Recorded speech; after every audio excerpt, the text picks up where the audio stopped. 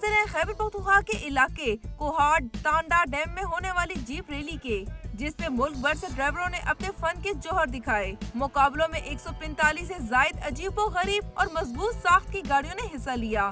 Race में शामिल गाड़ियों ने 9 किलोमीटर का पथरीला और दुश्वार गुजार फासला तय किया।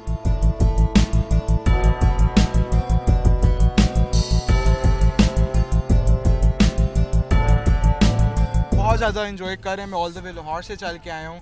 कल रात पूरा मैंने ट्रेवल किया सिर्फ इस इवेंट के लिए, एक तो 23 मार्च के लिए। रंगारंग जीप रेस मुकाबले को देखने के लिए शहरियों की बड़ी तादाद टांडा डैम के किनारे पहुंच गई।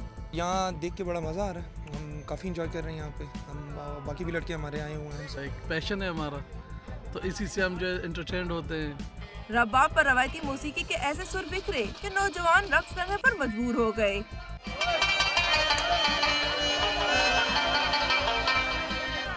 इस किस्म की सरगर्मियों से जहाँ नौजवानों को तफरीह के मौके फराम होंगे, वहीं सूबे का मुस्बत पहलू भी उजागर होगा।